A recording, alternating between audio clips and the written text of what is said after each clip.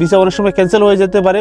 সেই পাসপোর্টের নাম চেঞ্জ করতে যায়, যে কোনো জিনিস করা সহজ, কিন্তু সেটি সংশোধন করা আপনারা জানেন যে অনেক কষ্টকর। যাদের মা বাবা মৃত রয়েছেন, আপনারা কখনোই জন্ম নিবন্ধন হোক বা ভোটার আইডি কার্ড হোক, কখনো আমরা সেখানে সেটি অ্যাড করবেন না।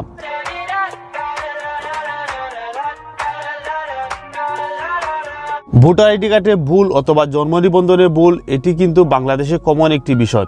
আপনি যদি সর্বোচ্চ 100 জনের মধ্যে দেখেন যে দেখবেন 90 জনেরই কিন্তু কোনো না কোনোভাবে ভুল রয়েছে।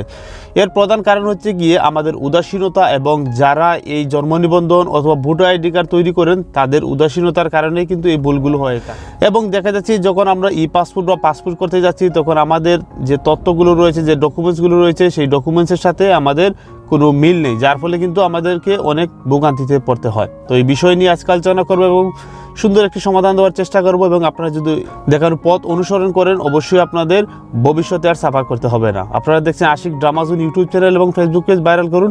আর আমি বরাবরের মতোই রয়েছি আপনাদের সাথে মোহাম্মদ আলী। আপনি যখন আপনার ভোটার আইডি কার্ড বা জন্ম নিবন্ধন তৈরি করতে যাচ্ছেন বা করতে যাচ্ছেন, অবশ্যই প্রথমে আপনার মা বাবার যে ভোটার আইডি কার্ড রয়েছে বা জন্ম নিবন্ধন রয়েছে, সেটির সাথে মিল রেখেই আপনার তথ্যগুলো সেখানে দিবেন।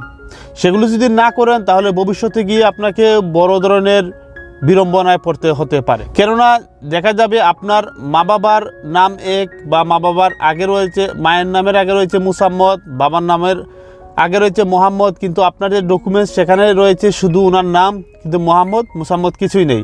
যখন এটি করতে যাবেন, তখন দেখা যাবে বলা হবে যে আপনি সংশোধন করে নিয়ে আসুন। এখন বিদেশের ক্ষেত্রে হচ্ছে কি একটি বিষয়, যে আপনার পাসপোর্ট যেভাবে রয়েছে, আপনার ভিসা যেভাবে রয়েছে, সেভাবেই কিন্তু আপনাকে পাসপোর্ট করতে হবে। যদি আপনি সেটি পরিবর্তন করতে চান, তাহলে দেখা যায় ভিসার মধ্যে সমস্যায় পড়তে হয়। বিশেষ করে আমরা যারা কুয়েত প্রবাসীরা রয়েছে, আমরা এটি ভালো করেই জানি। যখন আমাদের পাসপোর্ট করেছিলাম, সেই পাসপোর্ট অনুযায়ী কিন্তু আমাদের ভিসাটা বের হয়েছে।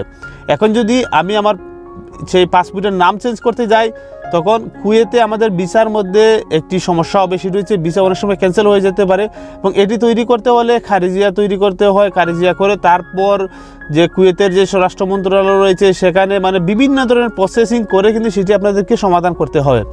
তো এটি কেন আমরা করব এবং করার প্রয়োজনও নেই, যদি প্রথম থেকে আপনি সেটি সমাধান করার চেষ্টা করবেন। অর্থাৎ মন গড়া কোনো তথ্য আপনি দেওয়া থেকে বিরত থাকুন। আরও একটি বিষয় হচ্ছে অ্যাড্রেসেও দেখা যাচ্ছে যে অনেক সময় কী করে মন গড়া অ্যাড্রেস দিয়ে দেন, যার ফলে ভবিষ্যতে গিয়ে সেটি সাফার করতে হয়। এখানে বলে রাখা ভালো যে যাদের মা বাবা মৃত রয়েছেন, আপনারা কখনোই জন্ম নিবন্ধন হোক বা ভোটার আইডি কার্ড হোক, কখনো আমরা সেখানে সেটি অ্যাড করবেন না। এতে করে হবে কি, সাময়িকভাবে হয়তো সেটি আপনি করে ফেলতে পারবেন। আর আমাদের দেশে কিন্তু যে কোনো জিনিস করা সহজ, কিন্তু সেটি সংশোধন করা আপনারা জানেন যে অনেক কষ্টকর।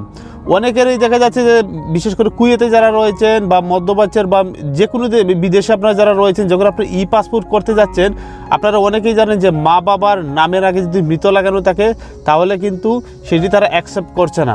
যতই আপনি মা বাবার নামে মৃত মানে ওইখানে নাই লেখেন, কিন্তু যখন আপনি ডকুমেন্টসগুলো সাবমিট করছেন, তখন তারা সেটি আসলে ডিনাই করে দিচ্ছে, রিজেক্ট করে দিচ্ছে। এর ফলে দেখা যাচ্ছে অনেকেই পাসপোর্ট করতে পারছেন না সময় মতো। এটি আবার গিয়ে সংশোধন করার জন্য দিতে হয়।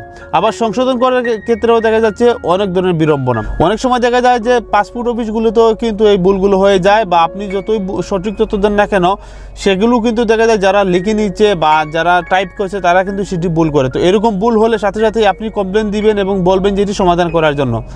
আমার কাছে অনেকেই বলছেন, ভাই আমি আমার তথ্যগুলোতে ভুল রয়েছে, আমি জানি, এবং আমি তাদেরকে বলেছি আপনাদের কাছ থেকে আমার কাছে তথ্যগুলো ভুল আসছে।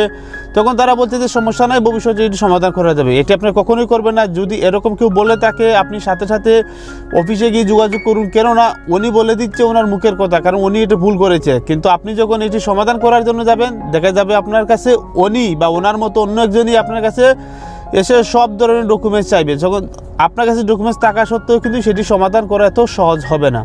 তাই আপনাদের কাছে অনুরোধ, যা কিছু করবেন বুঝে শুনেই করবেন। তো ভালো থাকবেন সবাই। আসসালামু আলাইকুম।